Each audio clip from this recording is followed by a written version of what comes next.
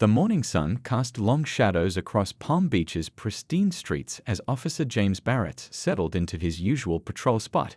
He'd spent 15 years memorizing every corner of this wealthy neighborhood, pride and perhaps a touch of resentment mixing as he watched million-dollar cars glide past his cruiser. That Sunday morning started like any other. The air was thick with Florida humidity, and Barrett sipped his cooling coffee while keeping an eye on the steady stream of luxury vehicles heading toward the beach. Then he spotted it, a sleek black Mercedes-Benz S-Class, its windows tinted just within legal limits, moving smoothly through traffic. Something about the car caught Barrett's attention. Maybe it was how perfectly it was maintained, or how confidently it moved through the lanes. He'd seen hundreds of similar vehicles in this neighborhood, but this one made him reach for his radio. "Dispatch, I'm going to conduct a traffic stop." The Mercedes pulled over immediately, its driver clearly familiar with proper procedure. Barrett approached, one hand resting near his holster, a habit from years on the force. Through the lowering window, he saw a middle-aged man in an impeccable suit, hands visible on the steering wheel. "License and registration," Barrett demanded, his tone sharper than necessary. The driver's calm demeanor seemed to irritate him further. "Of course, officer," the driver replied, reaching slowly for his documents. "I've been Mr. Trump's personal driver for 8 years now. Is there a problem?" Barrett's face tightened at the mention of Trump's name. "Step out of the vehicle," he ordered, ignoring the driver's confused expression. "We've had reports of suspicious vehicles in the area." What happened next would be replayed on news stations across the country. Despite the driver's professional demeanor and complete cooperation, Barrett insisted on conducting an aggressive search of the vehicle. He made the driver stand in the hot sun while he went through every compartment, ignoring the man's repeated explanation that he was heading to pick up his employer. "Sir, I have proper clearance and documentation," the driver tried again, maintaining his composure even as sweat began to dampen his collar. "You can call Mr. Trump's security team to verify." "Hands where I can see them," Barrett snapped, his behavior growing increasingly unreasonable. The dashcam captured every moment, the driver's dignified patience, Barrett's escalating aggression, and the growing crowd of onlookers filming with their phones.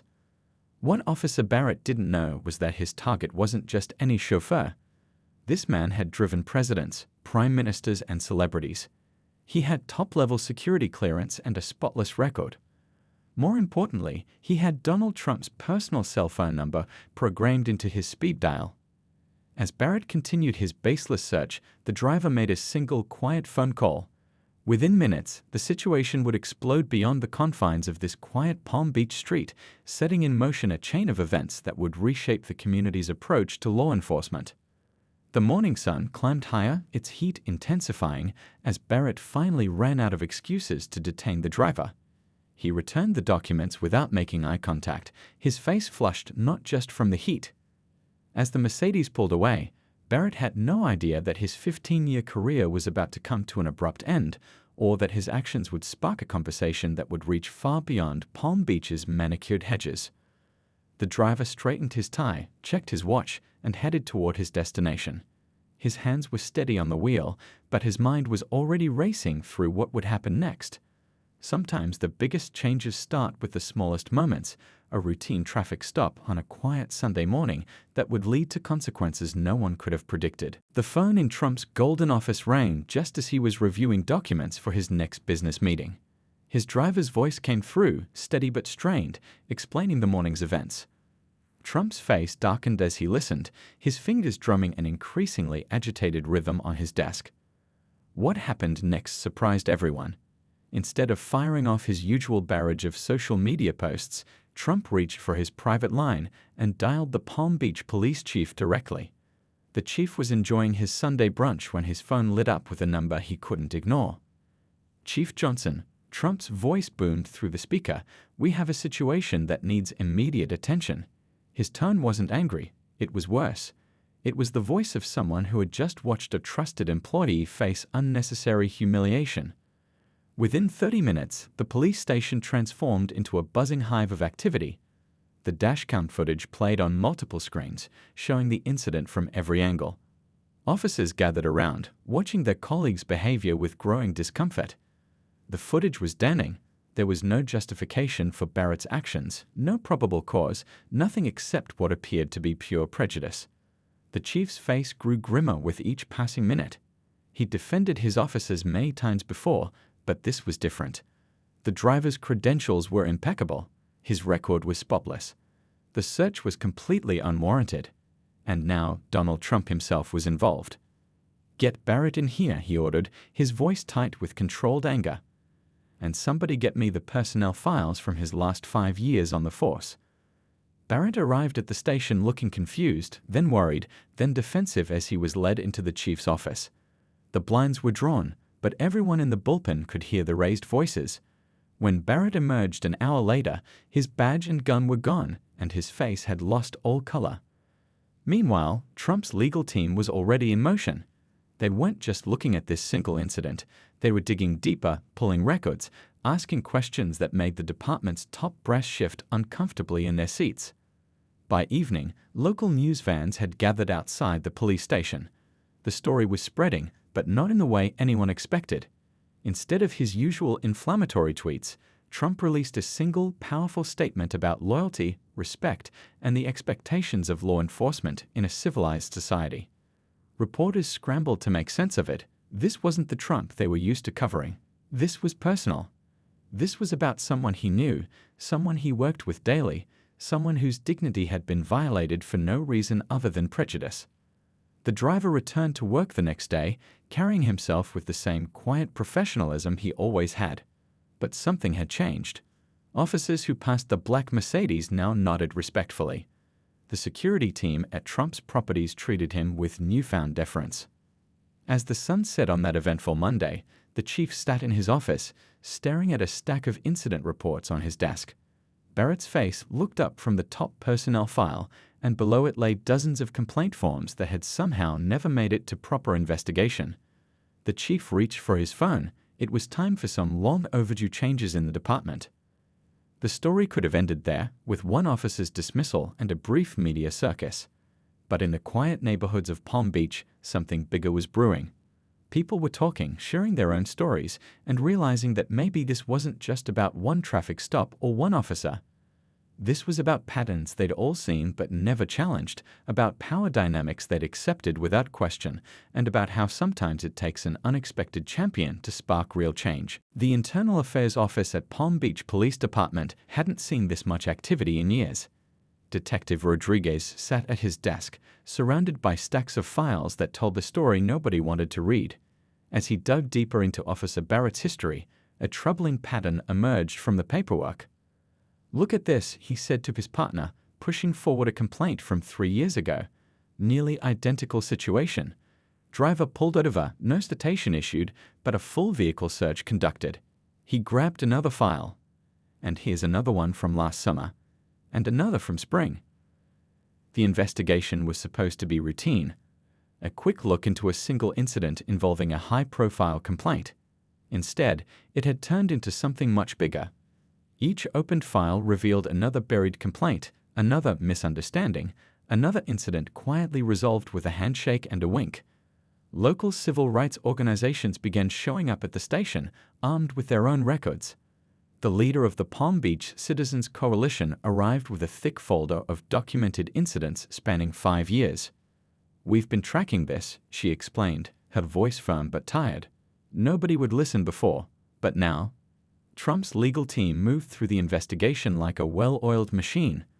They weren't just looking at Barrett anymore. They were examining the whole system that had protected him. How had so many complaints been overlooked? Why did certain officers have gaps in their dashcam footage? Who was responsible for marking serious complaints as resolved without proper investigation? The police chief found himself in an uncomfortable position. Each day brought new revelations, new questions from the press, new demands for transparency from the community. He'd inherited this system, but now it was his responsibility to fix it. "We need to look at everything," he announced during an emergency department meeting. "Every complaint, every traffic stop, every search, no exceptions." The room filled with nervous murmurs, but nobody dared object. Not with Trump's driver's case making national headlines. The investigation spread beyond Barrett, revealing a network of informal practices that had become dangerous habits. Officers who had worked alongside Barrett for years found themselves being questioned about stops they'd long forgotten. Administrative staff were asked to explain missing paperwork. Supervisors had to account for signatures on hastily approved reports.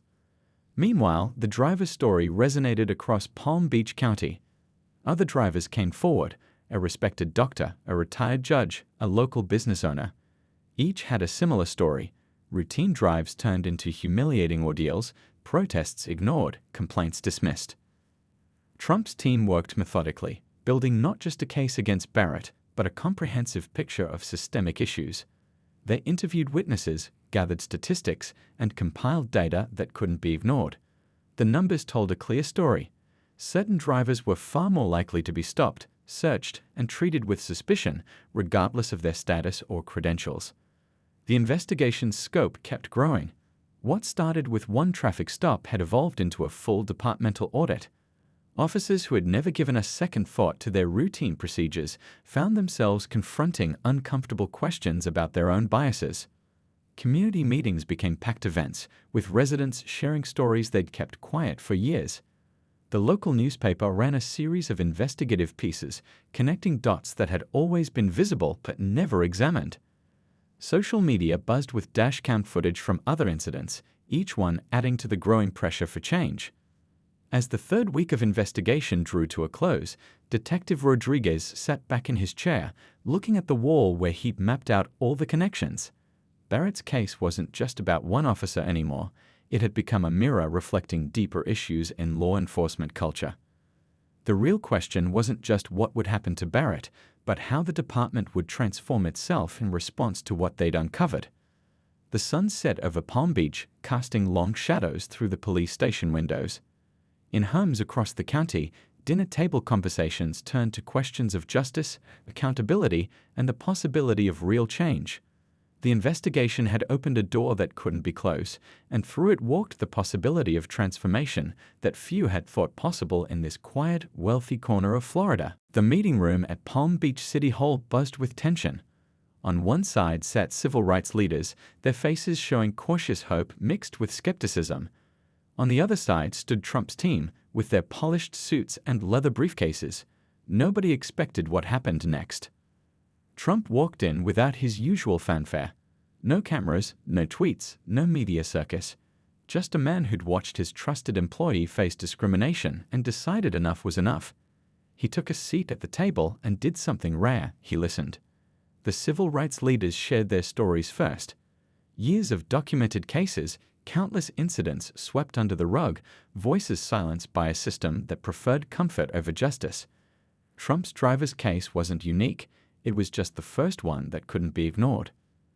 "This isn't about politics," Trump said, his voice unusually soft. "This is about right and wrong. My driver has been with me through campaigns, business deals, family events. He's more than an employee, he's part of our team. And what happened to him happens every day to people who don't have my number on speed dial." The room fell silent. This wasn't the Trump they were used to seeing on TV. This was personal, and somehow that made all the difference. Reverend Thompson, a longtime civil rights activist, leaned forward. "Mr. Trump, we've been fighting this battle for years. What makes you think we can change things now?"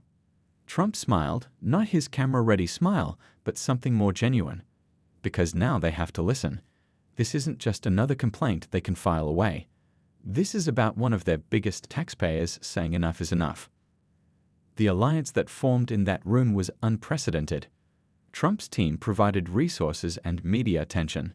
The civil rights leaders brought decades of experience and community trust. Together, they began drafting a plan for police reform that would use Trump's influence and the leaders' expertise. Word spread quickly through Palm Beach's wealthy enclaves. Other business leaders, inspired by Trump's stand, began sharing their own employees' stories. The owner of a luxury hotel spoke about his head chef's weekly police stops. Tech entrepreneur described his security guard's encounters with law enforcement. The local press couldn't make sense of it at first. Trump working with civil rights leaders, it seemed impossible.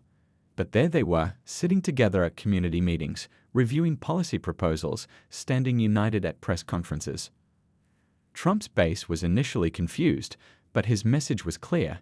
This isn't about politics, it's about treating people right. My driver earned his position through years of loyal service. When you disrespect him, you disrespect me. The police department watched this unlikely alliance with growing unease. This wasn't a problem they could solve with their usual tactics. When both civil rights leaders and Palm Beach's elite demanded change, the pressure became impossible to ignore. Social media exploded with images of Trump sitting with community leaders, listening to stories of profiling and discrimination. His driver's case became a symbol of how privilege could be used to fight injustice rather than perpetuate it. Critics tried to dismiss it as a publicity stunt, but the work continued anyway. Trump's legal team shared resources with civil rights organizations. Community leaders gained access to circles of influence they'd never been able to penetrate before. The walls between Palm Beach's wealthy and working-class communities began to crack. As the sun set over another strategy meeting, Reverend Thompson watched Trump poring over police reform proposals. "You know," he said quietly, "sometimes the most powerful changes come from the most unexpected places." Trump looked up from the papers. "Sometimes it takes seeing someone you know and trust being hurt to understand what others have been saying all along." He paused, then added, "And sometimes it takes someone with a loud voice to make sure those stories finally get heard." The Palm Beach Community Center had never been this full. Every seat was taken, with people standing along the walls. The wealthy sat next to their gardeners, CEOs beside their housekeepers. Something had shifted in this town, known for its invisible barriers. An elderly woman stood up, her designer handbag clutched tight. "I've lived here 30 years, she began, her voice shaking. "My driver has worked for me for 20 of those years. Last month, he was stopped 3 times in 1 week. I never knew until now." She paused, fighting tears. "I should have asked. I should have known." The room was silent. Then another person stood, the owner of a beachfront restaurant. "My head chef nearly quit last year because he couldn't handle the constant stops on his way to work. I told him it was just bad luck. I was wrong." One by one they rose. A retired judge spoke about watching his groundskeeper being questioned by police while trimming hedges. A business owner described her secretary's daily stress about driving through certain neighborhoods. Each story pulled back another layer of Palm Beach's polished veneer. The police chief sat at the front, listening as his community's hidden stories poured out. These weren't strangers. These were people he saw at charity galas, at church, at school functions. Their employees weren't nameless statistics. They were the backbone of Palm Beach's luxury lifestyle. "We thought we were different here," a real estate developer said, standing slowly. "We thought money made us better. But we've been blind to what's happening right in front of us." Trump's driver's case had cracked open something deeper than just one traffic stop. It had exposed the daily reality for many who kept Palm Beach's glamorous lifestyle running smoothly. The valets, the maintenance workers, the personal assistants all had stories that suddenly couldn't be ignored. Local newspapers began running features on longtime service workers, telling their stories with dignity and depth. The Palm Beach Post's series, Hidden in Plain Sight, became required reading at country club brunches. People who had worked alongside each other for years finally began really talking. A group of wealthy residents started a legal fund for workers who faced harassment. Country club members began offering their security cameras to document police stops near their homes. Gated communities revised their visitor policies that had unfairly targeted service workers. The town council meetings transformed from polite discussions about zoning laws to passionate debates about community policing. When a council member suggested creating a civilian oversight board, the motion passed unanimously, a first in Palm Beach history. Even the social scene changed. Benefit galas now included recognition of longtime service staff. Holiday parties became opportunities for honest conversations about community experiences. The invisible wall between Palm Beach's two worlds began to crumble. At one particularly emotional town hall, a prominent society hostess stood up. "I've lived in my bubble of privilege," she admitted. "I thought being kind to my staff was enough. But kindness without advocacy is just patronizing. We need to do better." The change wasn't smooth or easy. Some residents resisted, claiming things were being blown out of proportion, but they found themselves increasingly isolated as their neighbors chose sides. In Palm Beach, social pressure was a powerful force for change. As the sun set over the Atlantic, casting golden light across mansion roofs and service entrances alike, Palm Beach was different. Trump's driver's case had done more than expose one officer's misconduct. It had forced an entire community to face its contradictions and choose a new path forward. A young parking attendant summed it up best at the last town hall. For the first time, we're not just being seen, we're being heard. And that changes everything. The police academy classroom looked different now. Instead of just tactical diagrams and procedure charts, the walls displayed community feedback and demographic data. Officer Barrett sat in the back row, no longer in uniform, watching as his former colleagues learned new ways of policing. 6 months had passed since his dismissal. Rather than fight it, Barrett had done something unexpected. He'd started listening, really listening. The weight of his badge was gone, but something heavier had taken its place: understanding. "I was wrong," he told the roomful of officers, his voice steady but humble. "I thought I was doing my job, following my instincts.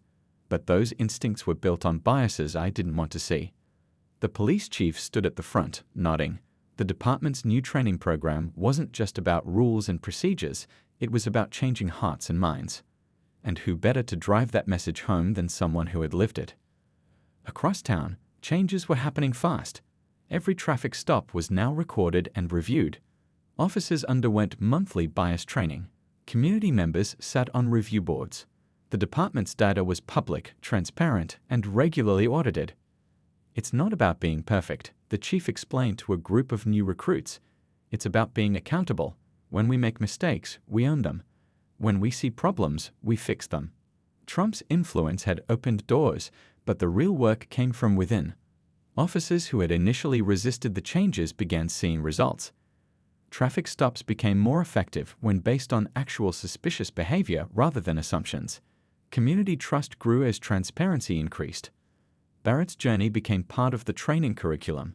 He worked with anti-bias organizations, sharing his story with departments across the country. "I used to think good policing meant being tough," he told them. "Now I know it means being fair." The changes weren't always easy. Some officers resigned rather than adapt. Others struggled with the new scrutiny.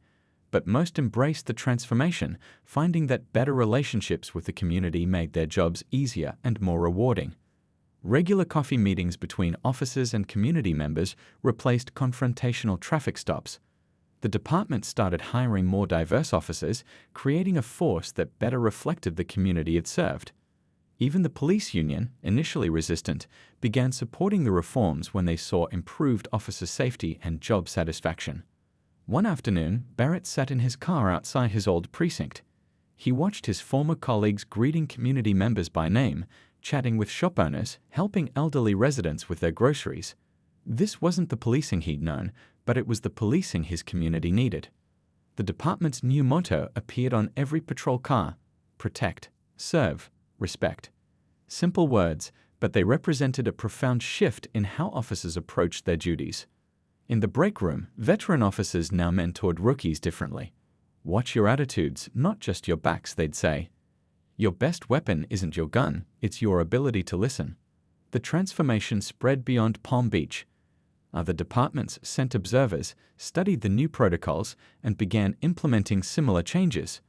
Barrett found himself traveling to police academies across the state, then across the country, sharing his story of transformation. As the sun set over the police station, Barrett walked past the front desk where he'd once proudly worn his badge. The same desk now displayed a community feedback box and pamphlets about citizens' rights. He smiled, realizing that losing his job had led to finding his true calling, helping other officers avoid the mistakes he'd made. "Sometimes," he told a reporter, "it takes hitting bottom to see the truth.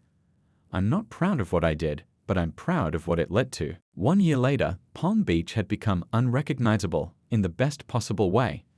The police department, once known for its heavy-handed approach, now hosted training sessions for other forces across the country. Officers walked their beats with a new sense of purpose, greeting residents by name and building real relationships with the community. Trump's driver had turned his experience into something powerful. With Trump's backing, he'd established the Fair Treatment Foundation, providing legal support to people facing similar situations. The foundation's office, housed in a modest building downtown, had become a beacon of hope for many. "We don't just fight cases," the driver explained to a room full of supporters. "We build bridges. Every story we hear helps us understand each other better." His quiet dignity had inspired others to speak up, creating a ripple effect far beyond Palm Beach's borders. The police chief, looking back on that pivotal year, could hardly believe the changes. Traffic stop complaints had dropped by 80%. Community trust scores had soared. Officers reported higher job satisfaction. Even crime rates had decreased as people began seeing the police as partners rather than adversaries. "It's amazing what happens when you stop seeing uniforms and start seeing people," the chief told a group of visiting officials.